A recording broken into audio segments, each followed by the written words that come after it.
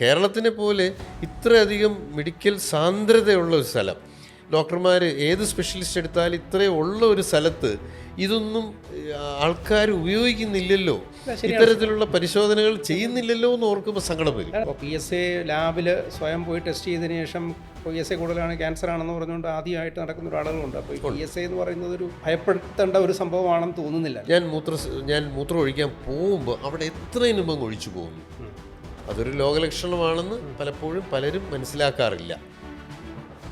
നമ്മൾക്കൊരു വളരെ ഒരു സ്ട്രെസ്ഫുൾ സിറ്റുവേഷനിലാണ് നമ്മൾ കടന്നു പോകുന്നത്. കാരണം ഏത് നിമിഷവും ഹാർട്ടിൻ്റെ പ്രശ്നങ്ങളും ഒക്കെ ബുദ്ധിമുട്ടുകൾ ഉണ്ടാക്കാം. അതിനൂടെ കുറച്ച് ബ്ലീഡിങ് കൂടുതലായി വന്നു കഴിഞ്ഞാൽ വീണ്ടും ഹാർട്ടിൻ്റെ പ്രവർത്തനം അവതാളത്തിലാകാം, കിഡ്നിയുടെ ഫെയിലിയർ, അങ്ങനെയുള്ള പല പല സാധനങ്ങൾ. പ്രത്യേകിച്ച് ഡയബറ്റീസ് ഉള്ളവരിലാണെങ്കിൽ അതിന് ആക്കം കൂട്ടുകയും ചെയ്യും. അങ്ങനെ ചിലപ്പോൾ ഒരുപക്ഷേ ഈ ക്രിയാറ്റിനും ഒക്കെ കൂടി വ്യത്യാസം കിഡ്നിയുടെ ഫംഗ്ഷനൊക്കെ ബാധിച്ചതിന് ശേഷമായിരിക്കും പലരും അറിയുന്നു. നമുക്ക് ഇത്തരം രോഗം ഉണ്ടെന്ന് കണ്ട് മരുന്ന് പറഞ്ഞാൽ വർഷത്തിലൊരിക്കലെങ്കിലും കാണിക്കുന്നതിന് ബുദ്ധിമുട്ടുള്ള കാര്യമില്ലല്ലോ.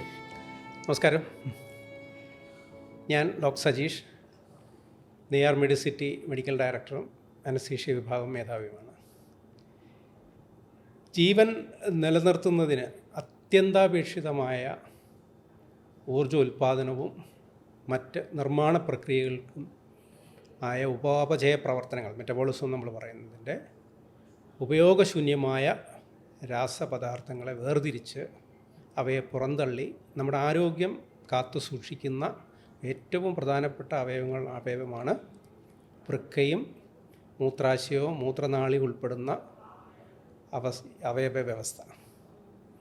ഇതിൻ്റെ പരിപാലനവും ഇതുമായി ബന്ധപ്പെട്ട പ്രധാന രോഗങ്ങൾ, പ്രത്യേകിച്ച് പ്രോസ്റ്റേറ്റ് ഗ്രന്ഥിയുടെ വീക്കം, മൂത്രാശയത്തിലുള്ള കല്ലുകൾ, മൂത്രനാളിയിലുമുള്ള കല്ലുകൾ, യൂറിനറി സ്റ്റോൺസ് എന്ന് നമ്മൾ പറയുന്നത്, മൂത്രാശയ അണുബാധ, യൂറിനറി ട്രാക്ട് ഇൻഫെക്ഷൻ, ഇവയുടെ ലോകലക്ഷണങ്ങളും ഇവയുടെ നൂതന ചികിത്സാ രീതികളും ഇവയെ നമുക്ക് എങ്ങനെ വരാതെ മുൻകരുതൽ എന്തൊക്കെ എടുക്കാം എന്നതിനെക്കുറിച്ച് നമ്മളിന്ന് ഒരു ചെറിയൊരു ഡിസ്കഷനിലാണ്.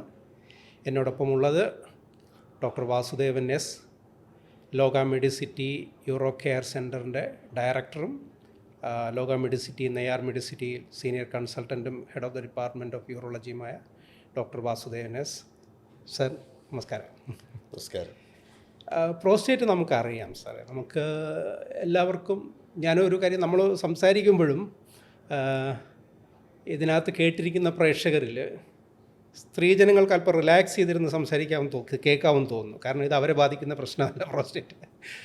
പക്ഷേ അവരുടെ പേരൻസും മറ്റ് പാർട്ട്നേഴ്സും മറ്റ് സുഹൃത്തുക്കൾക്കുമൊക്കെ പുരുഷന്മാർക്ക് ഇത് ബാധിക്കുന്നൊരു രോഗാവസ്ഥയും കൂടാണല്ലോ പ്രോസ്റ്റേറ്റ് എൻലാർജ്മെൻറ്റും ഇതും. അപ്പോൾ ഈ പ്രോസ്റ്റേറ്റ് ഗ്രന്ഥി നമുക്ക് ഒരു പരിചിതമായിട്ടുള്ളത് നമ്മളുടെ മൂത്രാശയ സഞ്ചി കടന്ന് മൂത്രനാളി നമ്മുടെ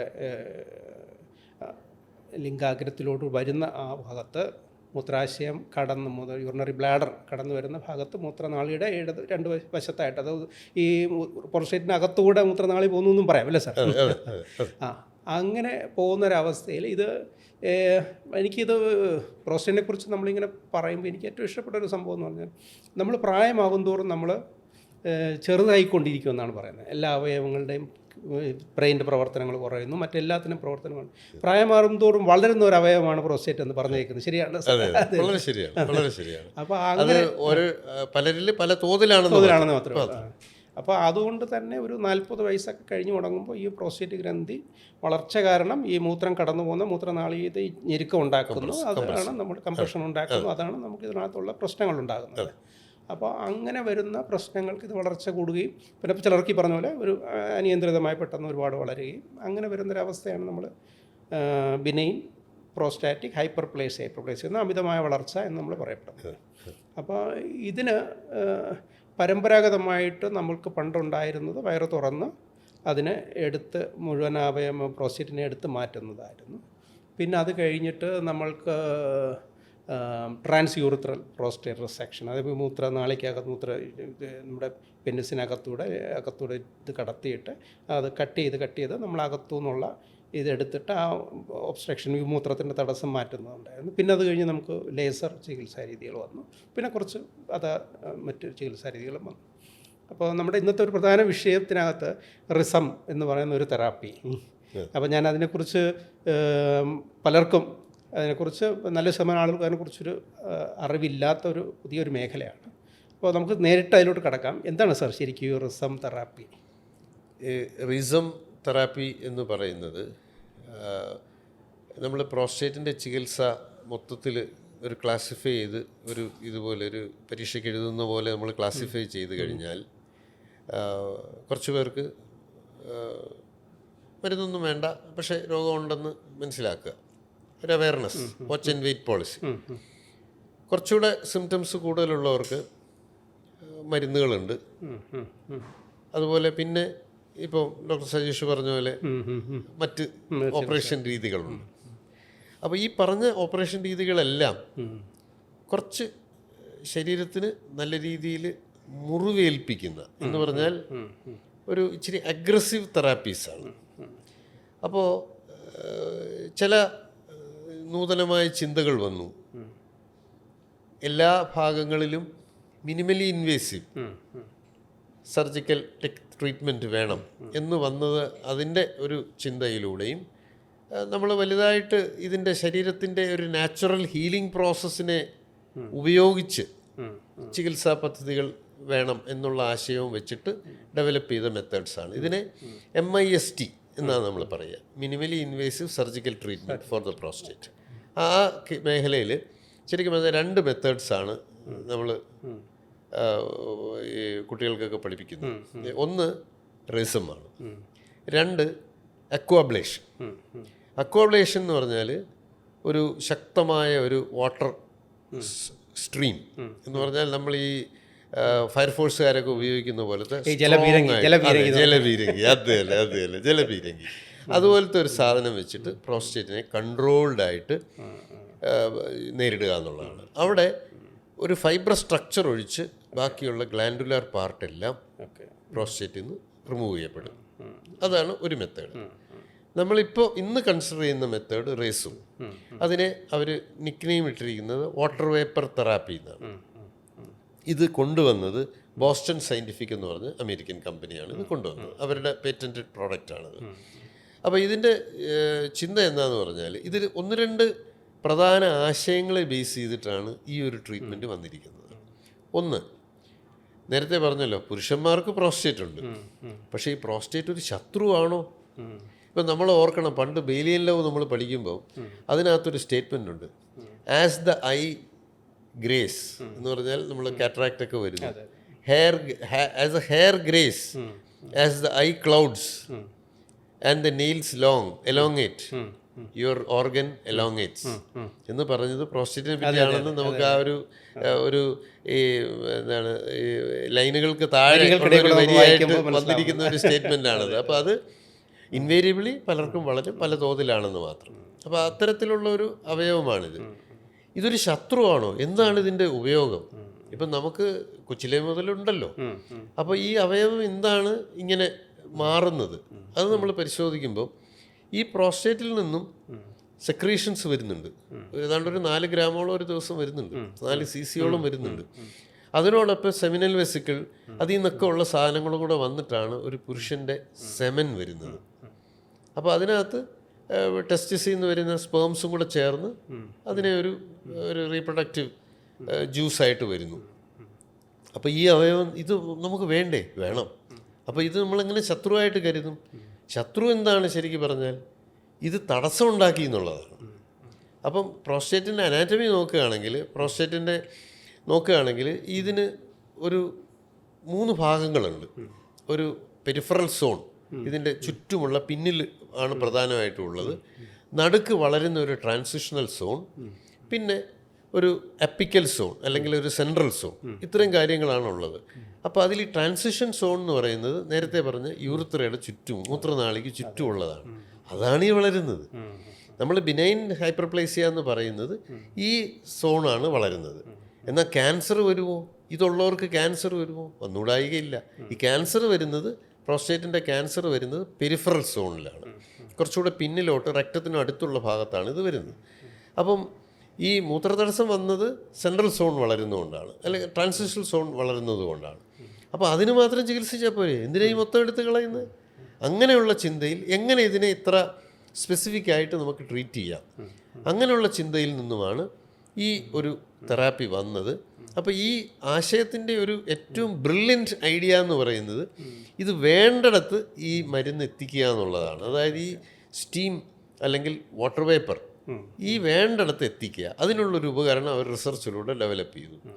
ഇനി ഈ സ്റ്റീം ശരീരത്തിൽ ഈ ഇതിൽ വന്നാൽ എന്ത് സംഭവിക്കും? നമുക്കറിയാം, ചൂടുവെള്ളം ദേഹത്ത് വീണാൽ എന്ത് സംഭവിക്കും? Cell ഡെത്താവും, സെല്ലൊക്കെ ലൈസാവും, cell വോൾസൊക്കെ ഉരുകിപ്പോവും. പ്രോട്ടീനാണ്, അതങ്ങ് ഉരുകിപ്പോവും. അപ്പോൾ അങ്ങനെ വന്ന സാധനങ്ങൾ അത് ഇത് പക്ഷേ ശരീരത്തിനകത്തൊരു അവയവത്തിലേക്ക് വന്നാൽ എന്ത് സംഭവിക്കും? ഒരു ടൈറ്റ് സ്പേസിനകത്ത് ഇത് വരുമ്പോൾ അതൊക്കെ അങ്ങ് ചുരുങ്ങുകയും ഈ ബോഡി തന്നെ ഈ സാധനങ്ങളെ, ഇപ്പോൾ ബോഡി ഒരു സാധനവും വെറുതെ കളയാറില്ല. ഈ നമുക്കറിയാം, നമ്മുടെ RBCsോ പ്ലേറ്റ്ലെറ്റ്സോ ഒക്കെ പ്രായമായി ചെന്നാൽ എന്തു പറ്റും? അതിങ്ങനെ പോയിട്ട് സ്പ്ലീനിൽ ചെന്ന് അവിടെ കുരുങ്ങി ബോഡി അതിനെ ഡീകമ്പോസ് ചെയ്ത് അതിൽ നിന്നുള്ള എല്ലാ സാധനങ്ങളും എടുക്കും. അതുപോലെ തന്നെയാണ് ഇപ്പം വൈറ്റ് സെൽസ്, ഒരു അണുക്കളെ കൊല്ലുമ്പോഴത്തേക്ക് കുറേ വൈറ്റ് സെൽസ് മരണം പ്രാപിക്കും, വീരമൃത്യു പ്രാപിക്കും. അതിൻ്റെയും കാര്യങ്ങൾ എല്ലാം അത് ബോഡി എടുക്കും. അപ്പോൾ ഇവിടെ ഈ സാധനങ്ങൾ അബ്സോർബ് ചെയ്യപ്പെടും. അതിനെ ഓട്ടോഫേജി എന്ന് പറയും. ആ ഓട്ടോഫേജിയിലൂടെ ഈ സാധനങ്ങളെല്ലാം ശരീരത്തിൽ തിരിച്ചു വരികയും വളരെ പെട്ടെന്ന് തന്നെ ഈ ഗ്രന്ഥി ചുരുങ്ങും. ഈ ഒരു പ്രക്രിയയ്ക്ക് ഒരു 2 മാസത്തോളം സമയമെടുക്കും. അപ്പോൾ അതായത് ഇപ്പോൾ സാറ് പറഞ്ഞു വന്നത്, ഇപ്പോൾ നമ്മളുടെ നമ്മുടെ പെനിസിനകത്തൂടെ ലിംഗത്തിനകത്തൂടെ നമ്മൾ സാധാരണ TURPയുടെ സ്കോപ്പ് ചെയ്യുന്നത് പോലെ അതിനേക്കാളും ചെറിയൊരു ഉപകരണമുണ്ട്. അത് ഡയറക്റ്റഡ് ആയിട്ട് ഈ അഡിനോമാറ്റസ് സോണിൽ മാത്രം ഇഞ്ചെക്ട് ചെയ്യുകയും കൺട്രോൾഡ് ക്വാണ്ടിറ്റീസ് 0.5 ml വേപ്പറാണ് ഓരോ സൈറ്റിലും ഇഞ്ചെക്ട് ചെയ്യുന്നത്. ഈ ഗ്രന്ഥിയുടെ വലിപ്പം അനുസരിച്ച് ഇഞ്ചെക്ഷൻസിൻ്റെ എണ്ണം മാറും. അപ്പോൾ ഇത് ഒരു വളർന്ന പ്രോസ്റ്റേറ്റ് ഗ്രന്ഥിക്ക് 3 ഭാഗങ്ങളുണ്ട്. 2 ലാറ്ററൽ ലോബ്സും ബ്ലാഡറിനകത്തേക്ക് കയറുന്ന മീഡിയൻ ലോബും. അപ്പോൾ ഈ ഓരോ സ്ഥാനത്തേക്കും പ്രത്യേകം ഇഞ്ചെക്ഷൻസ് കൊടുക്കും. അപ്പോൾ ഒരു വലിയ ഗ്ലാൻഡ് ആണെങ്കിൽ ഒരു 8-9 വരെ വേണ്ടി വരാം, ചെറുതാണെങ്കിൽ ഒരു 4 വരെയും വേണ്ടി വരാം. ഈ നമ്മളെ മൂത്രനാളി കടന്നു പോകുന്ന പ്രോസ്റ്റേറ്റിൻ്റെ ഭാഗങ്ങളിൽ പല സ്ഥലങ്ങളിലായിട്ട് 4-5 ഇഞ്ചക്ഷനായിട്ട് ഈ ചെറിയ തോതിൽ പേപ്പർ കടത്തി. ഈ ഇഞ്ചെക്ട് ചെയ്യുമ്പം നമ്മൾ പാലിക്കേണ്ട ചില ചിട്ടകളുണ്ട്. ഒന്ന്, ഈ പ്രോസ്റ്റേറ്റ് എന്ന് പറയുന്നത് ബ്ലാഡറിൻ്റെ അവിടെ മുതൽ, അതായത് ഇൻറ്റേർണൽ സ്ഫിങ്ക്ടർ മുതൽ മുന്നോട്ട് വരുമ്പോഴത്തേക്ക് വെറുമുണ്ടാനം, അതായത് പ്രോസ്റ്റേറ്റ് എൻഡ് ചെയ്യുന്ന സ്ഥലം അതാണ്. ഈ വെറുമുണ്ടാനത്തിലാണ് സെമിനൽ വെസിക്കിളിൽ നിന്നുള്ള 2 ഡക്റ്റുകൾ വന്ന് കയറുന്നത്. അപ്പോൾ ഈ 2 മാർജിൻ വെച്ചുകൊണ്ട് ഇതിനിടയ്ക്കുള്ള ഭാഗമാണ് പ്രോസ്റ്റേറ്റിൻ്റെ ഗ്രന്ഥി ഇരിക്കുന്നത്. ആ ഭാഗത്ത് വളരെ കൃത്യമായി ഇഞ്ചക്ഷൻ കൊടുക്കണം. ഇതിൻ്റെ പിന്നിൽ റെക്റ്റമാണ്, അതായത് നമ്മുടെ ഏനൽ കനാലും റെക്റ്റവുമാണ്. അപ്പോൾ അവിടേക്ക് ഇഞ്ചക്ഷൻ പോകാൻ പാടില്ല. അപ്പോൾ ഈ അവയവത്തിനൊരു ഡാമേജ് വരാം. അല്ല, ഇത് നമ്മൾ കടന്നു പോകുമ്പോൾ നമ്മൾ നേരത്തെ തന്നെ സാറേ മിനിമലി ഇൻവേസീവ് എന്ന് പറഞ്ഞതുപോലെയാണ്. പണ്ട് വയറ് തുറന്ന് ഓപ്പറേഷൻ ഉണ്ടായിരുന്നു, അത് മാറിയിട്ട് മിനിമലി ഇൻവേസീവായിട്ടാണ് നമ്മൾ യൂറിത്രോസ്കോപ്പ് കയറ്റിയിട്ട് മൂത്രത്തിനകത്തൂടെ ലിംഗത്തിനകത്തൂടെ കടത്തിവിട്ട് മൂത്രനാളി കൂടെ പോയിട്ടാണ് നമ്മൾ അവിടെ പ്രോസ്റ്റേറ്റ് കട്ട് ചെയ്തെടുത്തോണ്ട്. അന്നത്തെ ഒരു മിനിമലി ഇൻവേസീവ് ആയിരുന്നു. അപ്പോൾ അതിൽ നിന്നും കടന്ന് ആ ഭാഗത്തെത്തി നമ്മളൊരു ചെറിയ നീഡൽനെസ് ഭാഗത്തോടുകൂടി സാർ നേരത്തെ പറഞ്ഞ പോലെ രക്തത്തിലോട്ട് പോകാതെയും സെമിനൽ ഫ്ലൂയിഡ് വരുന്ന മറ്റേ ക്രൂഷ്യലായിട്ടുള്ള വെറുമണ്ടാനം പോർഷൻ വിട്ടിട്ടുള്ള ഭാഗത്ത് കൃത്യമായിട്ട് അവിടെ നമുക്ക് ക്യാമറ കൂടെ കാണാം, അതെല്ലാം വ്യക്തമായിട്ട് കണ്ടുകൊണ്ട് അവിടെ ഒരു ചെറിയ 2-3 ഭാഗങ്ങൾ ഇഞ്ചക്ഷൻ കൊടുത്തു കഴിയുമ്പോൾ എന്നെ മനസ്സിലാക്കുന്ന ഒരു ഉപമയായിട്ട് പറഞ്ഞാൽ തന്നെ നമ്മൾ വലിയൊരു കുരുമുളകിൻ്റെ വലിയൊരു ചെടി നിൽക്കുന്നതിൻ്റെ താഴെ അതിൻ്റെ ആ താഴത്തെ അതിൻ്റെ മൂട്ടിൽ ചെറുതായിട്ട് വെട്ടിമുറിച്ച് കഴിഞ്ഞാൽ കുറച്ച് കഴിയുമ്പോൾ അതെല്ലാം ചുരുങ്ങി ഇഞ്ഞ് പോരുന്ന പോലെ ഇല ഉൾപ്പെടെ എല്ലാം ചുരുങ്ങി കരിഞ്ഞു പോകുന്ന പോലെ അതിനകത്തു നിന്ന് ഈ ക്യാപ്സൂൾ, പ്രോസ്റ്റേറ്റിന് ഒരു ക്യാപ്സൂൾ ഉണ്ടല്ലോ, അതിനകത്തു നിന്ന് ഈ പറഞ്ഞ ടിഷ്യൂസ് എല്ലാം ഡെഡ് ടിഷ്യൂസ് ആയിട്ട് ചുരുങ്ങുകയും പോകുമ്പോഴത്തേക്ക് പിന്നെ ബോഡി അത് സ്വാഭാവികമായിട്ട് അബ്സോർവ് ചെയ്ത് പോകുമ്പോൾ ഇതിൻ്റെ ആ ഒരു കംപ്രഷൻ മാറുകയും അത് മൂത്രം പോകുന്നതിന് തടസ്സമില്ലാതെ മാറുകയും ചെയ്യുന്നു. നമ്മൾ ട്രഡീഷണലായിട്ട് നമ്മൾ പറയുന്ന ഇതിനൊരു വേറൊരു എക്സാമ്പിൾ ഉള്ളത്, നമ്മൾ ആപ്പിൾ എടുത്താൽ ആപ്പിളിൽ 2 നിറത്തിലുള്ള, നമ്മൾ മുറിച്ച് കഴിഞ്ഞാൽ 2 നിറത്തിലുള്ള കാണാമല്ലോ. നടുക്കുള്ള ഭാഗം ഈ അഡിനോമയായിട്ട് കരുതുകയാണെങ്കിൽ പുറത്തെ ഭാഗത്തിന് കേട് സംഭവിക്കാതെ അകത്തുള്ള ഈ ഭാഗം മാത്രം നമ്മൾ ഈ ട്രീറ്റ്മെൻറ്റിലൂടെ മാറ്റുന്നു. അപ്പോൾ അതാണ് മൂത്രനാളിയെ ചുരുക്കുന്നത്. അത് പോയി കഴിയുമ്പോൾ മൂത്രനാളി വീണ്ടും പഴയ ഒരു സൈസിലേക്ക് എത്തുന്നു. ആ ഒരു ട്രീറ്റ്മെൻറ്റ് പിന്നെ ഇതിന് ചില നമ്മളിതിൻ്റെ ഗുണം അല്ലെങ്കിൽ ഇതിൻ്റെ ഒരു അഡ്വാൻറ്റേജസിനെ കുറിച്ച് ചിന്തിക്കുകയാണെങ്കിൽ പലതാണ്. ഒന്ന്, നേരത്തെ പറഞ്ഞ പോലെ ഇതൊരു ഏറ്റവും ചുരുങ്ങിയ ഒരു നമ്മൾ കറക്റ്റായിട്ട് ഒരു ഇഞ്ചക്ഷൻ കൊടുക്കുന്നത് മാത്രമാണ് ഈ ഓപ്പറേഷനിൽ നടക്കുന്നത്. അപ്പം വളരെ കുറച്ച് പെയിൻ ഇല്ല, പിന്നെ അതുപോലെ അനസ്തീസിയ വളരെ കുറച്ച് മതി. അപ്പം അങ്ങനെ കുറച്ച് മതി എന്ന് നമ്മൾ പറയുമ്പോൾ എന്താണ് അതിൻ്റെ വ്യത്യാസം? ഹൈ റിസ്ക് പേഷ്യൻസ് പലരും, നമുക്ക് ഈ രോഗം വരുന്നത് പലപ്പോഴും 70-80കളിലാണല്ലോ. അപ്പോൾ ആ ഒരു കാലത്ത് എല്ലാവർക്കും മറ്റു രോഗങ്ങളുണ്ടാവും. ഹാർട്ടിൻ്റെ രോഗം ഉണ്ടാവും, ചിലപ്പോൾ സിവിയർ ശ്വാസം മുട്ടലുണ്ടാവും, അല്ലെങ്കിൽ സ്ട്രോക്ക് വന്നവരായിരിക്കും, ആൻറ്റികോയാഗുലൻസ് കഴിക്കുന്നവരായിരിക്കും. അപ്പോൾ ഇത്തരത്തിൽ മറ്റു രോഗങ്ങൾ മൂലം ബുദ്ധിമുട്ടുന്നവർക്ക് നമ്മൾ നോർമലി ഒരു സ്പൈനൽ അനസ്തീസിയ കൊടുത്ത് ഈ സർജറി ചെയ്യാനായിട്ട് ചിന്തിക്കുമ്പോൾ പലപ്പോഴും ഫിറ്റ്നസ് ഇഷ്യൂസ് ഉണ്ടാവാം. ഇവിടെ ഇപ്പോൾ അതൊന്നും വിഷയമല്ല. പലപ്പോഴും നമുക്ക് കുറച്ചും കൂടി നമുക്ക് ഹയർ റിസ്ക് പേഷ്യൻസിനെ നമുക്കൊരു ഈ ഒരു പ്രൊസീജിയറിന് എടുക്കാൻ സാധിക്കും എന്നുള്ളത് ഇതിൻ്റെ ഒരു വലിയ അഡ്വാൻറ്റേജ്. തീർച്ചയായിട്ടും അത് വലിയൊരു അഡ്വാൻറ്റേജ്. ഞാൻ നേരത്തെ വീണ്ടും ഒരിക്കൽ കൂടെ പ്രേക്ഷകർക്ക് കേട്ടിരിക്കുന്നവർക്ക് മനസ്സിലാക്കാൻ വേണ്ടി പറഞ്ഞു. പണ്ട് നമ്മൾ വയറ് തുറന്ന് ചെറിയൊരു ലാപ്രോട്ടമി, വയറ് തുറന്ന് അവയവം മാത്രം എടുത്തുകൊണ്ടിരുന്ന കാലഘട്ടത്തിൽ നിന്ന് TURP എന്ന് പറയുന്നത് ഇപ്പോൾ വളരെ കോമണാണ്. ഇപ്പോൾ ആരും അങ്ങനെ വയറ് തുറന്നൊരു ഓപ്പൺ ഓപ്പറേറ്റ് എടുക്കുന്നത് വളരെ അപൂർവമായിട്ടേ ഉള്ളൂ. അപ്പോൾ ഈ TURP വന്നപ്പോൾ തന്നെ ഞങ്ങൾ ഒരു അനസ്തെറ്റിസ്റ്റിൻ്റെ പോയിൻ്റ് ഓഫ് വ്യൂവിൽ, ഒരു അനസ്തീഷ്യ ഒരു വിദഗ്ധരുടെ പോയിൻ്റ് ഓഫ് വ്യൂവിൽ നമ്മൾ നോക്കുമ്പോൾ നമുക്ക് അതിനകത്ത് വളരെയധികം അഡ്വാൻറ്റേജ് ഉണ്ട്. കാര്യം രോഗിക്ക് പലപ്പോഴും ഈ പറഞ്ഞാൽ ഇത്രയും പ്രായമായവർക്ക് മറ്റ് ഹാർട്ടിൻ്റെ അസുഖങ്ങളും മറ്റ് പ്രശ്നങ്ങളും ഒരുപാട് അസുഖങ്ങളുള്ളതുകൊണ്ട് അവർക്ക് ഒരു മേജർ ഓപ്പറേഷനും അത് കഴിഞ്ഞ് ദിവസങ്ങളോളം റെസ്റ്റും അങ്ങനെയുള്ള കാര്യങ്ങളൊന്നും വേണ്ട, വളരെ കുറച്ചുകൂടെ അഡ്വാൻറ്റേജ് ആയിരുന്നു. പക്ഷേ അവിടെയും നമുക്കിതിന് വേണ്ടിയിട്ട് ഇത് മുറിച്ചെടുക്കുന്നതിന് വേണ്ടിയിട്ട് കുറേ ഇറിഗേഷൻ ഫ്ലൂയിഡുകളൊക്കെ കടത്തിവിടേണ്ടി വരും. അങ്ങനെ കടത്തിവിടുമ്പോഴത്തേക്ക് അതിൻ്റേതായ ചില കോംപ്ലിക്കേഷൻസും പ്രശ്നങ്ങളും ഒക്കെ ഉണ്ട്. അതിൻ്റെ സമയം പരിമിതപ്പെടുത്താൻ അങ്ങനെ കുറച്ചൊക്കെ ഇതിലാണ് നമ്മൾ പോയത്. ആ മിനിമലി ഇൻവേസീവിനെ കഴിഞ്ഞ് ഇപ്പോൾ നമ്മളൊരു അൾട്രാ ഒരു ഇൻവേസീവായ രീതിയിൽ നമ്മൾ സാധാരണ ഒരു സിസ്റ്റോസ്കോപ്പി ഒരു പരിശോധന നടത്തുന്നത് പോലെ, ജസ്റ്റ് ഒരു പരിശോധന നടത്തുന്ന പോലെ നടത്തുകയും അവിടെ ചെറിയ 2 ഇഞ്ചക്ഷൻ എടുക്കുന്നതും അത്ര ഇതായിട്ട് മാറുന്നതുകൊണ്ട് തന്നെ ചില ആളുകൾക്ക് എനിക്ക് തോന്നുന്നത് ഇച്ചിരി ഒരല്പം അത് ഒരു സ്ട്രെസ്സൊക്കെ ഉള്ളവരുടെ ചെറിയൊരു സെഡേഷനോ അങ്ങനെ എന്തെങ്കിലും മാത്രം മതിയായിരിക്കും. നല്ല ശതമാനം ആളുകൾക്ക് ഒരു ചെറിയ ലോക്കൽ ലോകത്ത് അവിടെ കടന്ന് ട്യൂബ് ഈ ചെറിയ ഒരു സ്കോപ്പ് കടന്നു പോകുന്ന ഭാഗത്തുള്ള ഒരു മരവിപ്പ് മാത്രം ഇതിനകത്ത് ചെയ്യാനും പറ്റുമെന്നുള്ളത്. അപ്പോൾ അതുകൊണ്ട് തന്നെ ഒരു ഹൈ റിസ്ക് ആയിട്ടുള്ള പേഷ്യൻസിനൊക്കെ വളരെ അഡ്വാൻറ്റേജ് തന്നെ ആയിരിക്കും. ഈ നേരത്തെ ഈ പീസായിട്ട് എടുക്കുന്ന TURP ആയാലും TURP നമ്മൾ പീസായിട്ട് എടുക്കുമ്പോൾ അത് കട്ട് ചെയ്ത് എടുക്കുമ്പോൾ രക്തസ്രാവം ഒരു വലിയ ഇഷ്യൂ ആണ്. സർജറിയുടെ ടൈമിലോ അതായത് പ്രൈമറി ഹെമറേജോ സർജറി കഴിഞ്ഞിട്ട് സെക്കൻഡറി ഹെമറേജും ഒക്കെ പലപ്പോഴും ഈ ഗ്രന്ഥിയുടെ വലിപ്പം കൂടുന്നതനുസരിച്ചും അതിൻ്റെ ആ ഗ്രന്ഥിയിൽ രക്തോട്ടം കൂടുന്നതനുസരിച്ചും ഈ പ്രശ്നങ്ങൾ വളരെ കൂടുതൽ വരാം. അല്ല, നമ്മൾ അത് കഴിഞ്ഞിട്ടും സർജറി കഴിഞ്ഞിട്ട് സർജറി ഒരു കുറച്ച് സമയം കൊണ്ടും പുറമേ നിന്ന് വലിയ മുറിവുകളൊന്നും ഇല്ലെങ്കിലും അതൊന്നും എടുത്തിട്ട് അകത്തെ ഭാഗങ്ങൾ നമ്മൾ ഇറിഗേഷൻ ഫ്ലൂയിഡ് വെച്ച് 1-2 ദിവസം നല്ലപോലെ ഇറിഗേറ്റ് ചെയ്ത് അതിനെ ക്ലിയർ ആക്കി എന്നാൽ പോലും കുറേ ബ്ലഡ് പോവുകയും കുറച്ച് ബ്ലഡ് ചിലപ്പോൾ പലർക്ക് ചിലപ്പോൾ ഹൈപ്പർടെൻസി ആളുകൾക്ക് ബ്ലഡ് അടയ്ക്കേണ്ട അവസ്ഥയൊക്കെ വരാറുണ്ട്. ഒരു സർജനെ സംബന്ധിച്ചിടത്തോളം അതൊരു വലിയൊരു ഇതാണ്, വ്യത്യാസമാണത്. കാരണം ആ ഒരു ഈ ഹെമറേജ് വരുന്നതിൻ്റെ ആ ഒരു അത് നേരിടേണ്ടി വരുമ്പോഴുണ്ടാകുന്ന മാനസിക സമ്മർദ്ദവും അതുപോലെ രോഗിക്കുണ്ടാകുന്ന ഒരു ലോസും ബ്ലഡ് ലോസും ഒക്കെ നമുക്ക് ഇല്ലാതെ ഒരു സർജറി ചെയ്യാൻ പറ്റുക. അത് വലിയൊരു ഞങ്ങൾ ഉദാഹരണമായിട്ട് കഴിഞ്ഞ ദിവസം ഞങ്ങൾ ഇന്നലെ കഴിഞ്ഞ ദിവസം നമ്മളൊരു ഓപ്പറേഷൻ ചെയ്യുന്ന ഒരു 84 വയസ്സുള്ള ഒരു പ്രായമായ ഒരു മനുഷ്യനാണ്. അദ്ദേഹത്തിന് കാർഡിയാക് ഏട്രിയൽ ഫിബ്രിലേഷനും ഇപ്പോൾ കാർഡിയാക് ഇഷ്യൂസൊക്കെ ഒരുപാട് പ്രശ്നങ്ങളുണ്ടായിട്ട് ഒരുപാട് നമ്മൾ ഈ ഓപ്പറേഷൻ സമയത്തും TURP സംഭവം യൂറോളജി പ്രൊസീജിയർ ചെയ്ത് അത് കഴിഞ്ഞും ഒക്കെ നമ്മൾക്കൊരു വളരെ ഒരു സ്ട്രെസ്ഫുൾ സിറ്റുവേഷനിലാണ് നമ്മൾ കടന്നു പോകുന്നത്. കാരണം ഏത് നിമിഷവും ഹാർട്ടിൻ്റെ പ്രശ്നങ്ങളും ഒക്കെ ബുദ്ധിമുട്ടുകൾ ഉണ്ടാക്കാം. അതിൻ്റെ കൂടെ കുറച്ച് ബ്ലീഡിങ് കൂടുതലായി വന്നു കഴിഞ്ഞാൽ വീണ്ടും ഹാർട്ടിൻ്റെ പ്രവർത്തനം അവതാളത്തിലാകാം. അങ്ങനെയൊക്കെയുള്ള ഭാഗങ്ങൾ തീർച്ചയായും ഇതുപോലുള്ള മിനിമലി ഇൻവേസീവ് വളരെ ഉപകാരപ്രദമാണ്. ഇപ്പോൾ നമുക്കിതിപ്പോൾ പ്രോസ്റ്റേറ്റ് ഗ്രന്ഥിയുടെ വീക്കം എന്ന് പറയുന്നത് തന്നെ ഇപ്പോൾ നമ്മൾ BPS എന്ന് പറയുന്നത് പിന്നെ പ്രോസ്റ്റേറ്റ് ആയി ഒരു പോയിന്റ് കൂടി എനിക്ക് പറയാനുണ്ട്.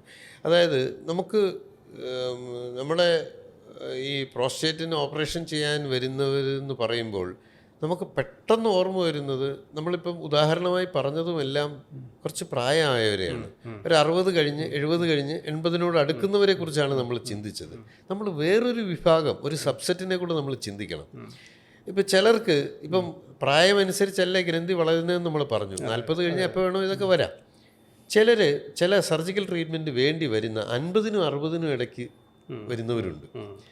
അവരെ സംബന്ധിച്ചിടത്തോളം ഈ 70 കഴിഞ്ഞവരുടെ പോലെ അല്ല അവരുടെ മനസ്സ്.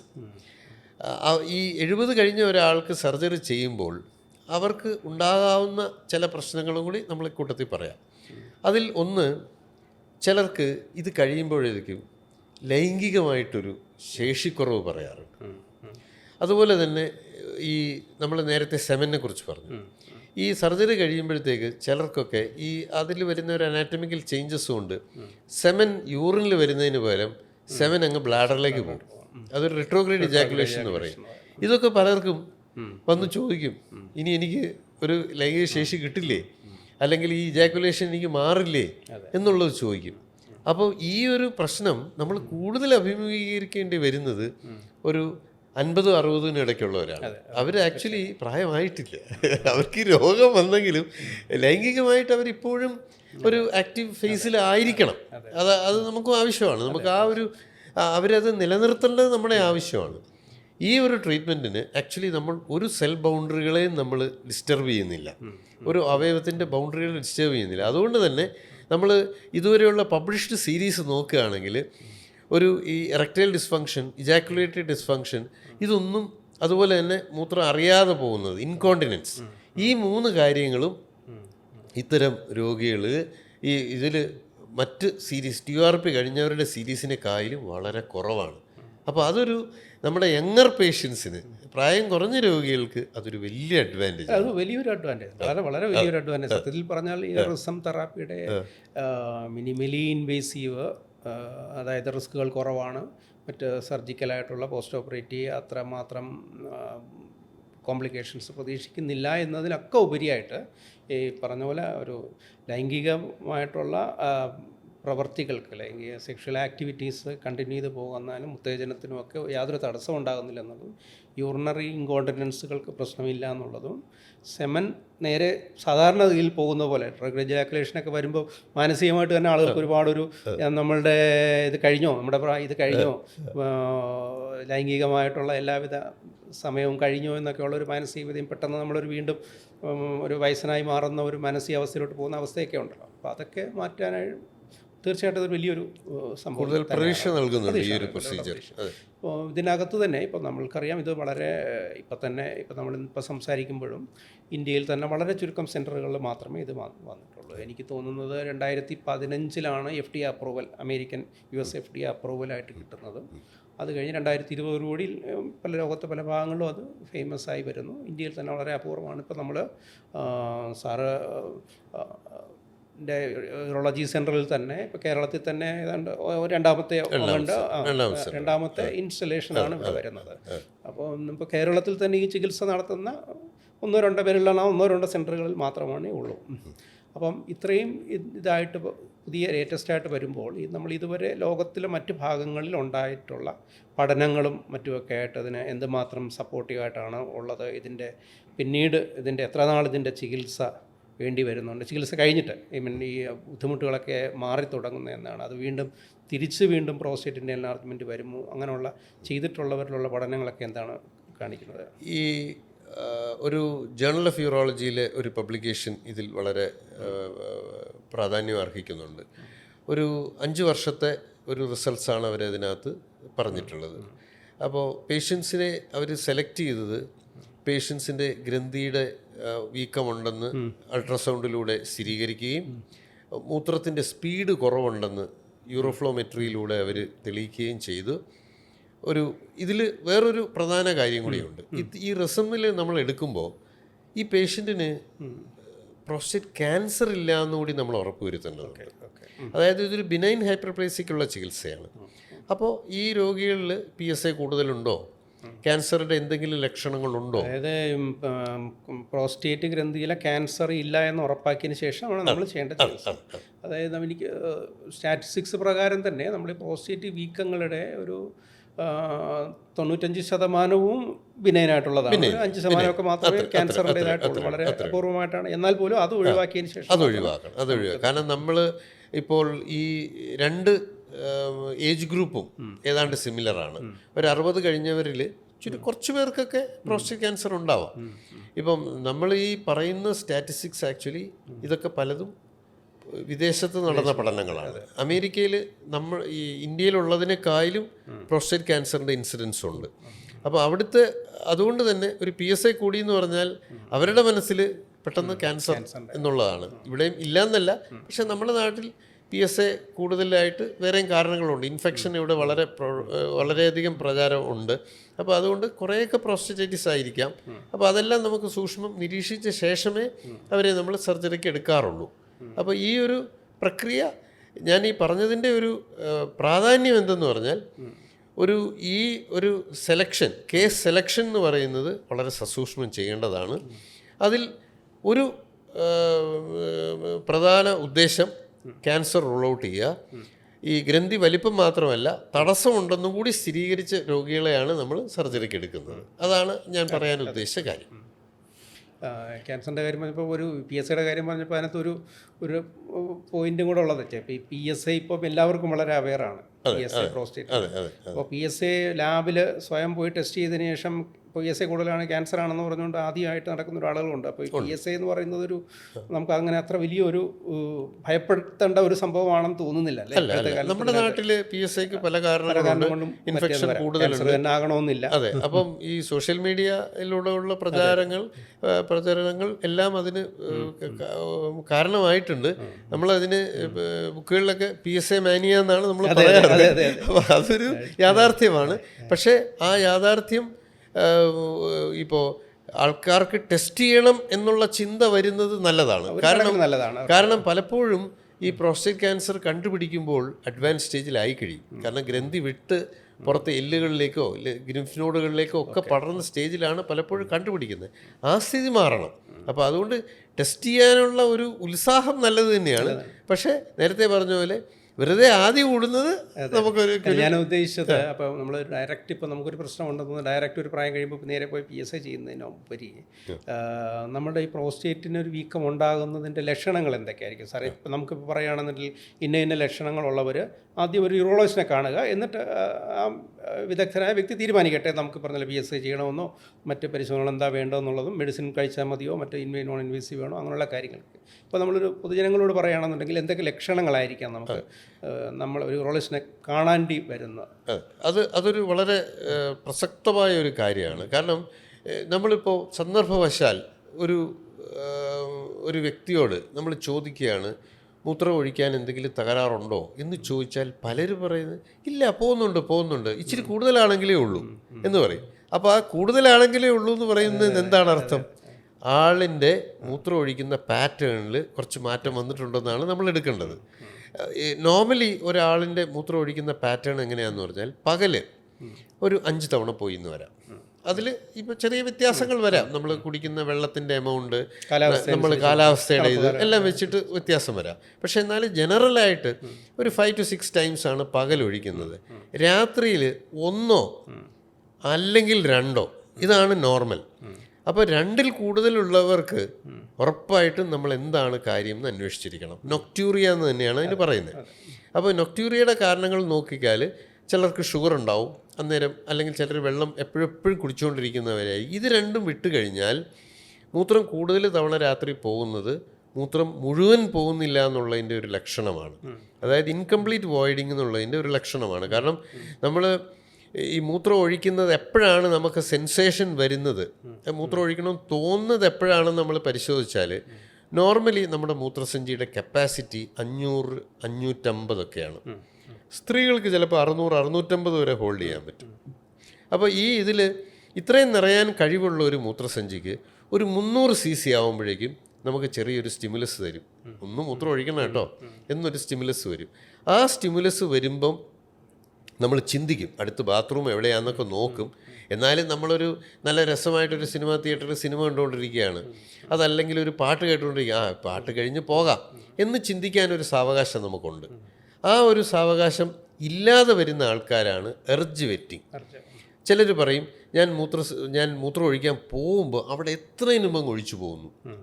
അതൊരു ലോകലക്ഷണമാണെന്ന് പലപ്പോഴും പലരും മനസ്സിലാക്കാറില്ല.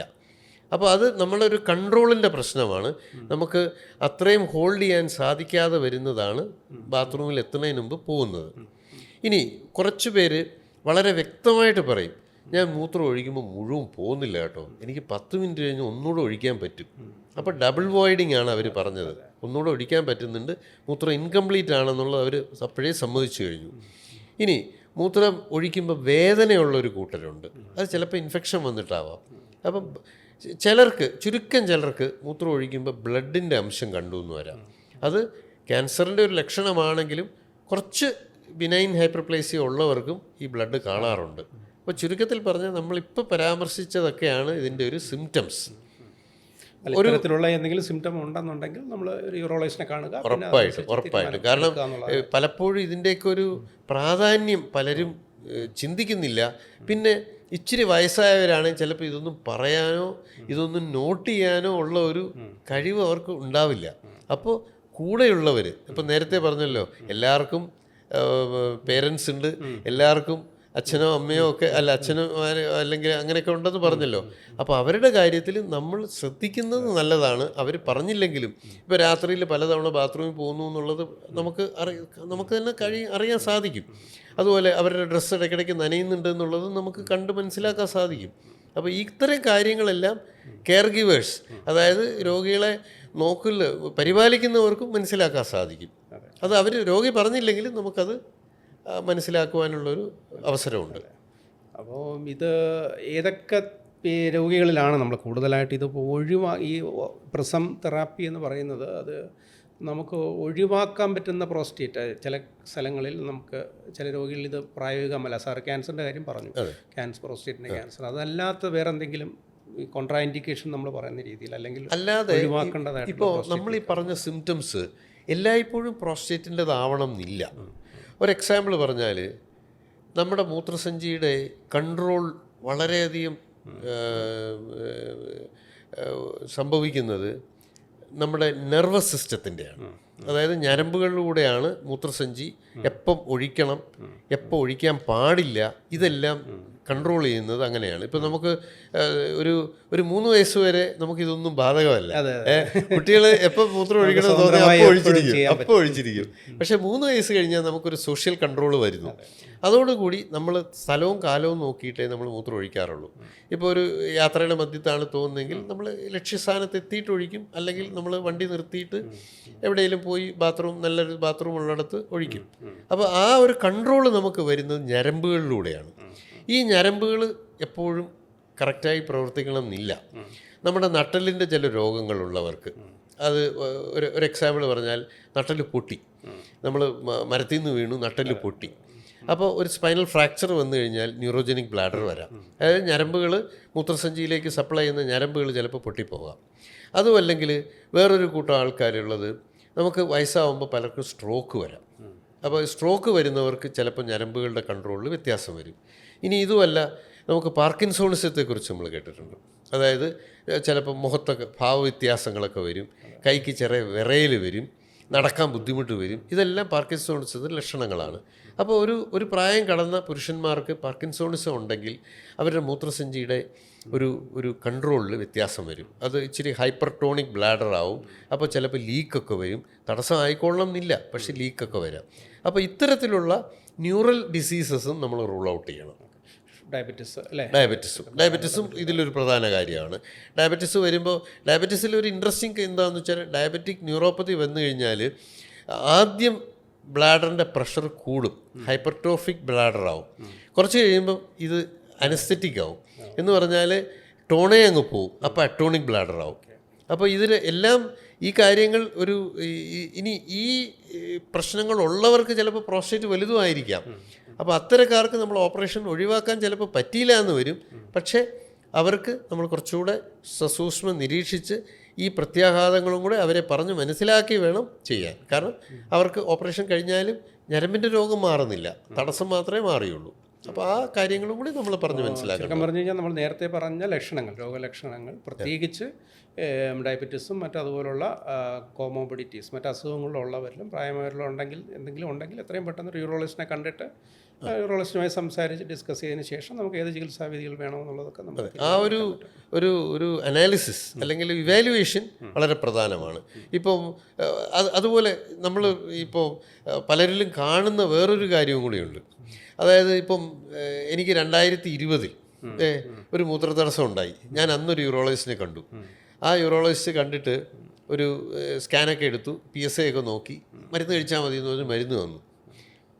ഇപ്പം ചോദിച്ചാൽ എനിക്ക് ഇച്ചിരി പ്രയാസമൊക്കെ ഉണ്ട്, ഞാൻ അന്ന് തന്ന മരുന്ന് ഇപ്പോഴും കഴിച്ചുകൊണ്ടിരിക്കുകയാണെന്ന് പറയും. ചോദിച്ചു കഴിഞ്ഞാൽ ഇതിനിടയ്ക്ക് ഒരു ടെസ്റ്റും ചെയ്തിട്ടില്ല. ഇപ്പോൾ ആളിൻ്റെ അവസ്ഥ എങ്ങനെയാണ്, തടസ്സം കൂടിയോ, അതല്ലെങ്കിൽ ബ്ലഡിൽ ക്രിയാറ്റിനും കൂടിയോ, PSA കൂടിയോ, ഇതൊന്നും നോക്കിയിട്ടില്ല. അപ്പോൾ അതും ഒരു നല്ല പ്രവണതയല്ല. നമുക്ക് ഇത്തരം രോഗം ഉണ്ടെന്ന് കണ്ട് മരുന്ന് പറഞ്ഞാൽ വർഷത്തിലൊരിക്കലെങ്കിലും കാണിക്കുന്നതിന് ബുദ്ധിമുട്ട് കിട്ടുന്ന കാര്യമില്ലല്ലോ. അല്ല, അത് വളരെ ഒരു ഡേഞ്ചറസ് അവസ്ഥകളല്ലേ. കാര്യം നമ്മളൊരു ഇപ്പോൾ നമ്മളൊരു ഓടയൊക്കെ അടഞ്ഞു കഴിഞ്ഞാൽ അതിൻ്റെ ഓടയ്ക്ക് മുൻവശമുള്ള വെള്ളം വരുന്ന വശത്തോട്ട് പല വശം വെള്ളം ഓടയിൽ നിന്ന് വെളിയിലോട്ടും മറ്റുമൊക്കെ പോകുന്നത് പോലെ ഈ ഒരു തടസ്സം ഇവിടെ നിൽക്കുമ്പോൾ മെക്കാനിക്കൽ ഒബ്സ്ട്രക്ഷൻ ഉള്ളപ്പോൾ ഇതിൻ്റെ ബാക്ക് ഫ്ലോ കാരണം കിഡ്നിക്ക് പ്രശ്നമുണ്ടാകും, അതിൻ്റെ ഹൈഡ്രോനെഫ്രോസിസ്, കിഡ്നിക്ക് വീക്കം, കിഡ്നിയുടെ ഫെയിലിയർ, അങ്ങനെയുള്ള പല പല സാധനങ്ങൾ. പ്രത്യേകിച്ച് ഡയബറ്റീസ് ഉള്ളവരിലാണെങ്കിൽ അതിന് ആക്കം കൂട്ടുകയും ചെയ്യും. അങ്ങനെ ചിലപ്പോൾ ഒരുപക്ഷേ ഈ ക്രിയാറ്റിനും ഒക്കെ കൂടി വ്യത്യാസം കിഡ്നിയുടെ ഫംഗ്ഷനൊക്കെ ബാധിച്ചതിന് ശേഷമായിരിക്കും പലരും അറിയുന്നത്. അത് ആ ഒരു ഇപ്പോഴും ഇടയ്ക്കെങ്കിലും ഇത്തരത്തിലുള്ള പേഷ്യൻസ് നമ്മളെ കാണാൻ, നമ്മൾ പരിശോധിക്കുമ്പോൾ ഇങ്ങനെയാണെന്ന് അറിയുമ്പോൾ ശരിക്കും സങ്കടം വരും. കാരണം കേരളത്തിനെ പോലെ ഇത്രയധികം മെഡിക്കൽ സാന്ദ്രതയുള്ള ഒരു സ്ഥലം, ഡോക്ടർമാർ ഏത് സ്പെഷ്യലിസ്റ്റ് എടുത്താലും ഇത്രയും ഉള്ള ഒരു സ്ഥലത്ത് ഇതൊന്നും ആൾക്കാർ ഉപയോഗിക്കുന്നില്ലല്ലോ, ഇത്തരത്തിലുള്ള പരിശോധനകൾ ചെയ്യുന്നില്ലല്ലോ എന്ന് ഓർക്കുമ്പോൾ സങ്കടം വരും. നമ്മൾ പലപ്പോഴും നമ്മൾ കാണാം ഒരു ഒബ്സ്ട്രക്റ്റീവ് യൂറോപ്പതി ഒരു ഫെയിലിയർ ഒക്കെ ആയിട്ട് നമ്മൾ ഇൻവെസ്റ്റിഗേറ്റ് ചെയ്യുമ്പോഴാണ് പലപ്പോഴും പ്രോസ്റ്റേറ്റ് ആണ് കാരണം എന്ന് അറിയുന്നു. പക്ഷേ അതെ, ഇതൊക്കെ തടയാൻ പറ്റുന്ന കാര്യങ്ങളാണ്. സമയാസമയം ചികിത്സിച്ചാൽ അതിന് ഇത്രയും ഗുരുതരമായ അവസ്ഥയിലേക്ക് പോവുകയുമില്ല. അപ്പോൾ ഒരു പ്രോസ്റ്റേറ്റ് ഒരു വീക്ക് നമ്മൾ ഈ പറഞ്ഞ പോലെ ലക്ഷണങ്ങളുണ്ടെങ്കിൽ ഇപ്പോൾ യൂറോളജിസ്റ്റിനെ കണ്ടു കഴിഞ്ഞാൽ പ്രധാനമായിട്ടുള്ള പരിശോധനകൾ എന്തൊക്കെയാണ് സാറേ? ഒരു അൾട്രാസൗണ്ടും മറ്റ് ഇതുപോലത്തെ എന്തൊക്കെയാണ്? അതെ, ഈ പരിശോധനകൾ ബ്ലഡിൻ്റെ പരിശോധനയിൽ ഏറ്റവും പ്രധാനം ക്രിയാറ്റിനാണ്. അത് കിഡ്നിയുടെ, നേരത്തെ പറഞ്ഞല്ലോ, ഇത് കിഡ്നിയെ ബാധിക്കാമെന്ന് പറഞ്ഞു. ഏത് അളവിൽ കിഡ്നിയെ ബാധിച്ചിട്ടുണ്ടോ എന്ന് അറിയാൻ സിമ്പിൾ ടെസ്റ്റ് ക്രിയാറ്റിന്. അതുപോലെ ക്യാൻസറിൻ്റെ ഒരു സസ്പീഷൻ ഉണ്ടോ, PSA കൂടിയാൽ ക്യാൻസർ ആണെന്നൊന്നും അർത്ഥമില്ല, പക്ഷേ നോക്കിയിരിക്കണം, PSAയും കൂടെ ഒന്ന് നോക്കിയിരിക്കണം. ഈ 2 ബ്ലഡ് ടെസ്റ്റാണ് ഏറ്റവും പ്രധാനം. അതുപോലെ പ്രോസ്റ്റേറ്റ് വലിപ്പം കൂടിയിട്ടുണ്ടോ, എത്ര വലിപ്പമുണ്ട്, ഇത് മൂത്രം ബ്ലാഡറിൽ കെട്ടി നിൽക്കുന്നുണ്ടോ ഒഴിച്ചു കഴിഞ്ഞിട്ട്, റെസിഡ്യുവൽ യൂറിൻ എത്ര ഉണ്ടെന്ന് നോക്കുക. അതുപോലെ കിഡ്നിക്ക് വീക്കം വന്നിട്ടുണ്ടോ, ഹൈഡ്രോനെഫ്രോസ് ഉണ്ടോ, ഇതെല്ലാം അറിയാനായിട്ട് അടുത്ത ഒരു ടെസ്റ്റ് അൾട്രാസൗണ്ട്. സിമ്പിൾ ഒരു ഇതുമില്ല, ആദ്യഘട്ടത്തിൽ അത്രയൊന്നും വേണ്ടി വരുന്നില്ല. അതാണിത്. പിന്നെ ഒരു ടെസ്റ്റ് എന്ന് പറഞ്ഞാൽ മൂത്രം ഒഴിക്കുന്ന സ്പീഡ് അളക്കുന്ന ഒരു ടെസ്റ്റ് ഉണ്ട്, യൂറോഫ്ലോമെട്രി. അതെന്തിനാന്ന് പറഞ്ഞാൽ നമ്മൾ ചികിത്സ ഇപ്പം രോഗിയെ ആദ്യം ഇവാലുവേറ്റ് ചെയ്യുമ്പോൾ എത്ര തടസ്സമുണ്ടെന്ന് അറിയാനത് സഹായിക്കും. ഭാവിയിൽ ചികിത്സ തുടങ്ങിക്കഴിഞ്ഞാൽ ഈ ചികിത്സ എത്ര കണ്ട് നമുക്ക് പ്രയോജനം ചെയ്തു അല്ലെങ്കിൽ പ്രയോജനം ചെയ്യുന്നില്ല, ഇത് മനസ്സിലാക്കാൻ യൂറോഫ്ലോമെട്രി വളരെ പ്രധാനമാണ്. അപ്പോൾ ഈ ബേസിക്കായിട്ട് ഈ 3 ടെസ്റ്റ് പരിശോധനകളിൽ ഏറ്റവും പ്രധാനം രോഗിയുടെ മലദ്വാരത്തിലൂടെ പ്രോസ്റ്റേറ്റ് ഫീൽ ചെയ്ത് നോക്കുക, റെക്ടൽ എക്സാമിനേഷൻ. അപ്പോൾ അതിലും നമ്മൾ PSA പോലെ തന്നെ എന്തെങ്കിലും ക്യാൻസർ സസ്പീഷനുള്ള കട്ടിയായിട്ടുള്ള ഹാർഡ് നോഡ്യൂൾസ് ഉണ്ടെങ്കിൽ അത് നമുക്ക് മനസ്സിലാക്കുവാൻ സാധിക്കും. അപ്പോൾ ഇത്ര ബേസിക് ആയിട്ടുള്ള കുറച്ച് കാര്യങ്ങളെ നമ്മൾ നോക്കേണ്ടതുള്ളൂ. പക്ഷേ നമ്മൾ മനസ്സിലാക്കുന്ന ഒരു രോഗാവസ്ഥ വളരെ പ്രധാനമാണ്. ഇത് തുടക്കത്തിൽ ഈ റിസം തെറാപ്പി എന്ന് പറയുന്നത് വളരെ തുടക്കത്തിൽ പുതിയ ഒരു ടെക്നോളജി ആകുമ്പോൾ സ്വാഭാവികമായിട്ടും അതിൻ്റെ കോസ്റ്റും അല്പം കൂടുതലായിരിക്കാം. അപ്പം പൊതുവിൽ ഇന്നിപ്പോൾ നമ്മുടെ പ്രത്യേകിച്ച് കേരളത്തിനകത്ത് നല്ല ശതമാനം ഇൻഷുറൻസ് കവേർഡാണ് മിക്കവാറും എല്ലാവരുടെയും. അപ്പോൾ ഇതിൻ്റെ എങ്ങനെയാണ് നമ്മൾ ഔട്ട് ഓഫ് പോക്കറ്റ് പേ ചെയ്യേണ്ടതായിട്ടുണ്ടോ? ഈ ട്രീറ്റ്മെൻറ്റ് ഇൻഷുറൻസിനകത്ത് സാധാരണ രീതിയിലുള്ള ഇൻഷുറൻസ് കമ്പനികളിൽ കവേർഡാണോ? അതിൻ്റെ നൂതനമായ ചികിത്സാ ശാഖകളുടെ കീഴിൽ റിസമും വരുന്നുണ്ട്. അപ്പോൾ റിസം കവേർഡാണ്. ഇപ്പം വളരെ പണ്ടെടുത്ത പോളിസി ആണെങ്കിൽ ചിലപ്പോൾ പ്രയാസം വന്നിരിക്കാം, പക്ഷേ ഇപ്പോൾ ഉള്ള പോളിസീസ് ഇതെല്ലാം കവർ ചെയ്യുന്നുണ്ട്. അപ്പോൾ അതുകൊണ്ട് ഒരു ഔട്ട് ഓഫ് പോക്കറ്റ് എക്സ്പെൻസ് തൽക്കാലം അധികം കാര്യമില്ല. ഇപ്പം നമ്മൾ ലോക മെഡിസിറ്റിയിലും നെയ്യാർ മെഡിസിറ്റിയിലും നമ്മൾ ഉദ്ദേശിക്കുന്ന പ്ലാനിൽ നമ്മുടെ കോസ്റ്റ് നമ്മൾ നിശ്ചയിച്ചിരിക്കുന്നതിൽ ഉൾപ്പെടുന്ന കാര്യങ്ങൾ ഇതൊക്കെയാണ്. ഈ സർജറിക്ക് വേണ്ടി വരുന്ന ഒരു നമ്മൾ പറഞ്ഞല്ലോ 24 മണിക്കൂർ ഹോസ്പിറ്റലൈസേഷനാണ് ഉദ്ദേശിക്കുന്നത്. അപ്പോൾ ആ ഹോസ്പിറ്റലൈസേഷൻ അടക്കമുള്ള സർജറി കോസ്റ്റ്, അതുപോലെ സർജറിക്ക് മുൻപും ഇത് കഴിഞ്ഞിട്ടും നമ്മൾ ഈ ഗ്രന്ഥിയുടെ ഒരു റിസോപ്ഷൻ ടൈം 2 മാസമാണ്, ഉദ്ദേശം 2 മാസമാണ്. അപ്പോൾ ഈ ഒരു പീരീഡിൻ്റെ കെയറും കൂടി നമ്മൾ ഇതിനകത്ത് ഉൾപ്പെടുത്തിയാണ് നമ്മൾ പാക്കേജ് വെച്ചിരിക്കുന്നത്.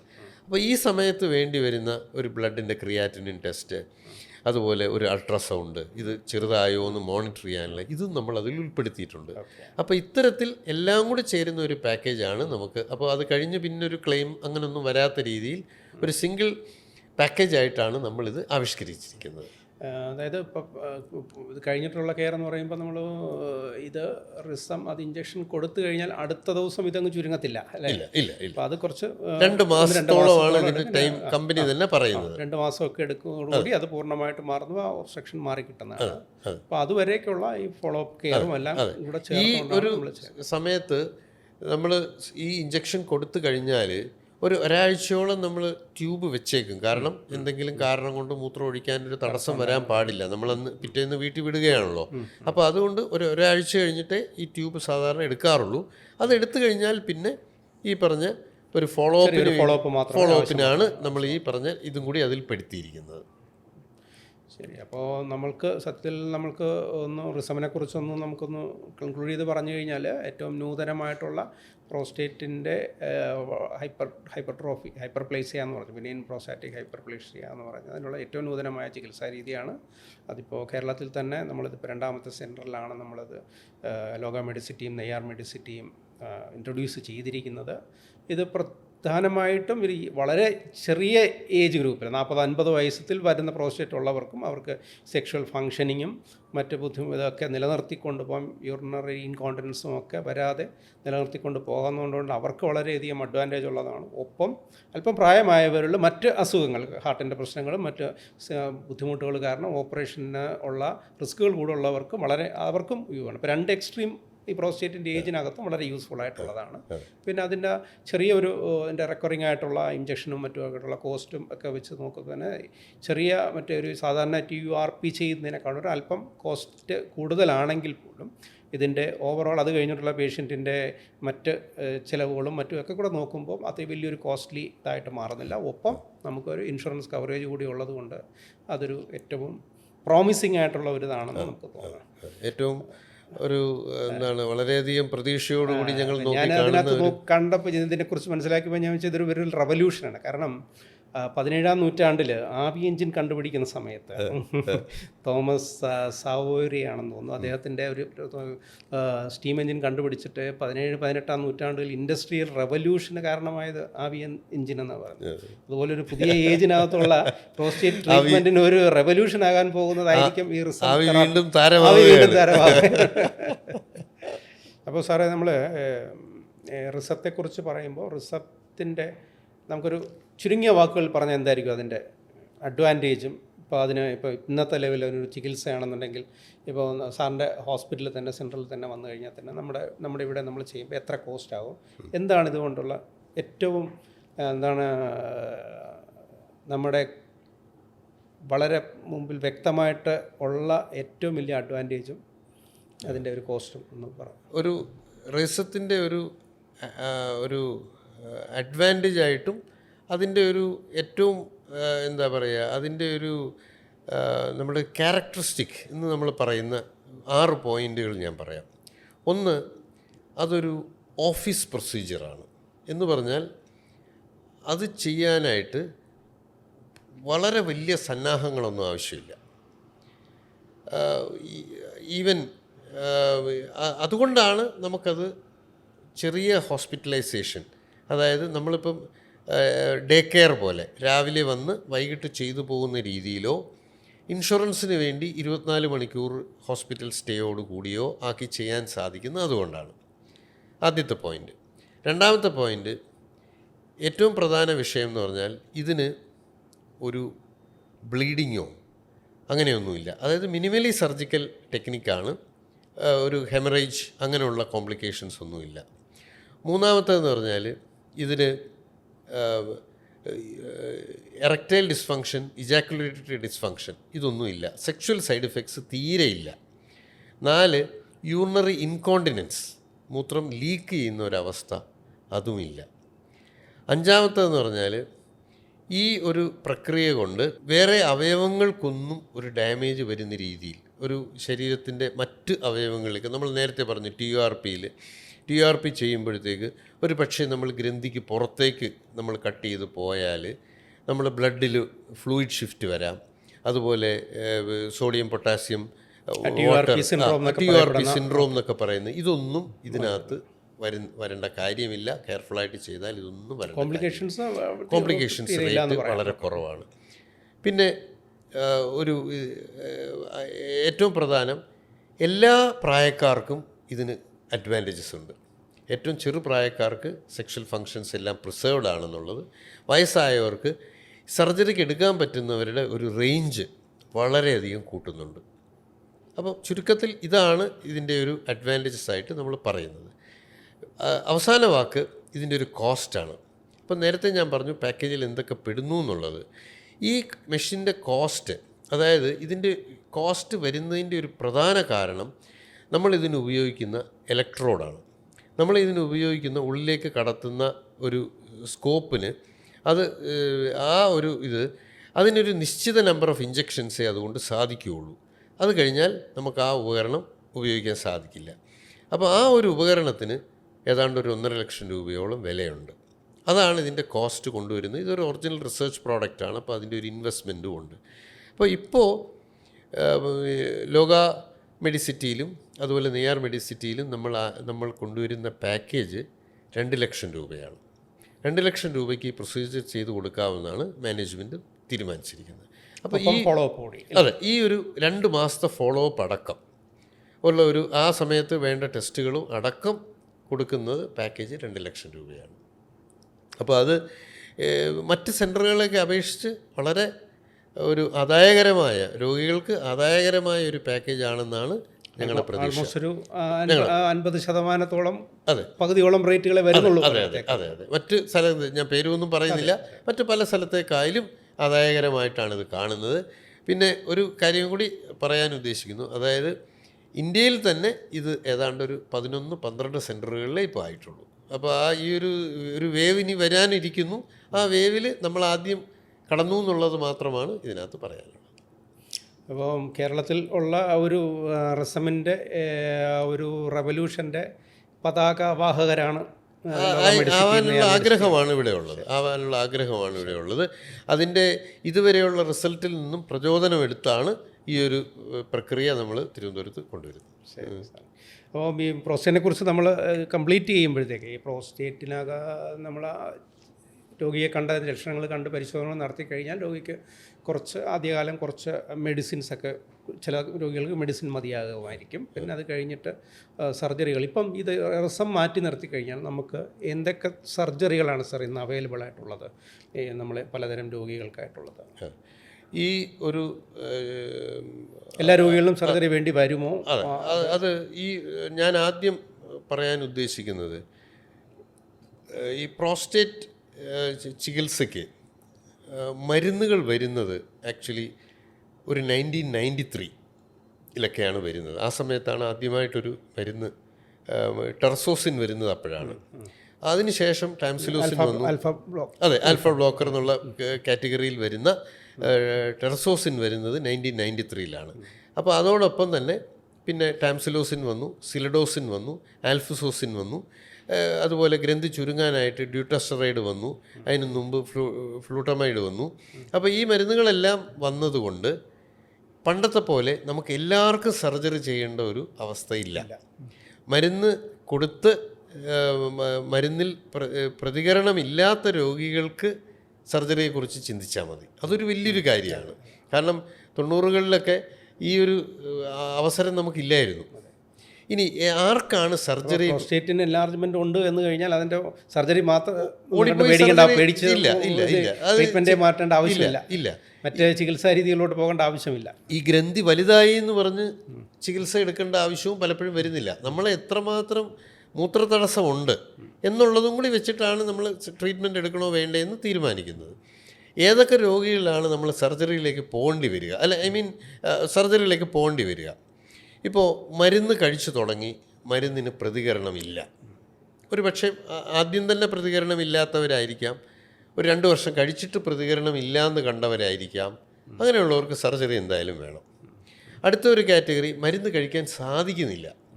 ഒന്നുകിൽ സാമ്പത്തിക ബാധ്യത കൊണ്ടോ, അല്ലെങ്കിൽ ചില മരുന്നുകൾക്ക് സൈഡ് എഫക്ട്സ് ഉണ്ട്. ഇപ്പം ഈ ആൽഫ ബ്ലോക്കേഴ്സ് കഴിച്ചു കഴിഞ്ഞാൽ ചിലർക്കൊക്കെ BP-ക്ക് വേരിയേഷൻ വരാം. അതെ, ഓർത്തോസ്റ്റാറ്റിക് ഹൈപ്പോടെൻഷനൊക്കെ വരാം. അങ്ങനെയുള്ളവർക്ക് നമുക്ക് മരുന്ന് അധികം നാൾ തുടരാൻ പറ്റില്ല. ഈ ഡ്യൂട്രോസ്റ്ററൈഡൊക്കെ കഴിക്കുന്ന ചിലർക്ക് ഗ്യാസ്ട്രിക് ഇറിറ്റേഷൻ, അസിഡിറ്റിയൊക്കെ ഉണ്ടാവാം. അങ്ങനെ ചിലത് മാത്രമേ ഞാൻ പറഞ്ഞുള്ളൂ.